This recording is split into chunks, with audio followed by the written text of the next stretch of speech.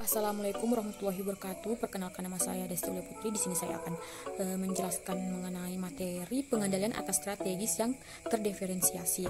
Yang pertama, pengertiannya itu banyak faktor yang bersama-sama mempengaruhi struktur organisasi dan proses pengendalian manajemen di dalam suatu perusahaan. Yang selanjutnya, strategis korporat.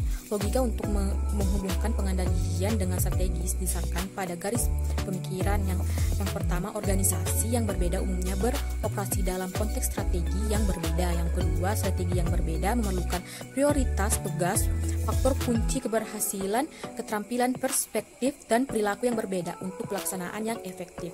Yang ketiga, sistem pengendalian adalah sistem pengukuran yang mempengaruhi perilaku dan orang-orang yang aktivitasnya sedang diukur. Yang keempat, dengan demikian, keprihatinan yang selalu ada dalam merancang sistem pengendalian sekarang adalah apakah perilaku yang dipengaruhi oleh suatu sistem tersebut tetap konsisten dengan implikasi terhadap struktur organisasi.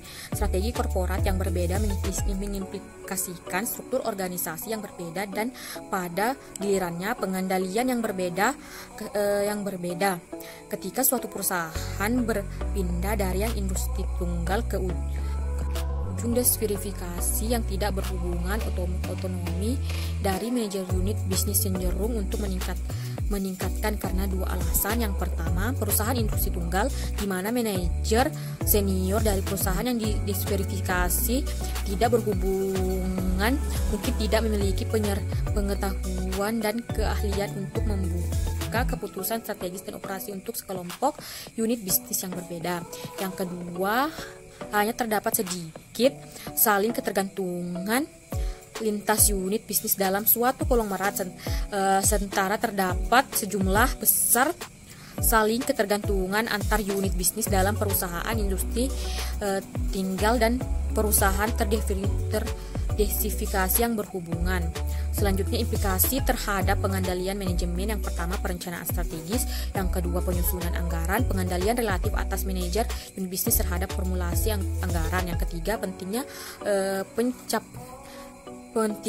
pencapaian anggaran. Yang keempat, penutupan harga transfer. Yang kelima, fleksibilitas pencarian sumber. Selanjutnya, strategis unit bisnis. Yang pertama, membangun. Artinya misi ini menyiratkan tujuan menambah pangsa pasar bahkan dengan menghiraukan laba jangka pendek dan arus kas. Yang kedua, mempertahankan. Misi ini diarahkan pada perlindungan pangsa pasar unit bisnis dan posisi persaingan. Yang ketiga, memanen. Tujuan memaksimalkan laba jangka pendek dan arus kas bahkan dengan mengorbankan pangsa pasar. Yang terakhir, yang keempat, divestasi yang menunjukkan suatu keputusan untuk mundur dari bisnis melalui proses likuidasi, mempertahankan atau penjualan segera.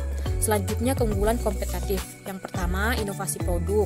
Artinya perusahaan harus selalu berinovasi produk karena sangat banyak saingan perusahaan di luar sana. Maka dari itu, suatu perusahaan harus mempunyai keunggulan kompetitif yang seperti yang pertama itu inovasi penduduk, yang kedua inovasi produk. Yang kedua, unit bisnis biaya rendah biasanya cenderung untuk mempunyai lini produk yang sempit guna meminimalkan biaya penyimpangan persediaan dan memperoleh manfaat dan skala ekonomi. Yang selanjutnya, yang ketiga, unit bisnis biaya rendah biasanya menghasilkan produk sederhana yang bersifat komodis dan produk-produk ini sukses semata-mata karena memiliki harga yang lebih rendah dibandingkan dengan produk saingan. Selanjutnya, perbedaan dalam gaya manajemen.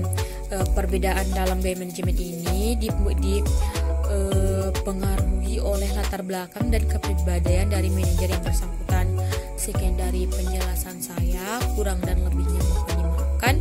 Wassalamualaikum warahmatullahi wabarakatuh.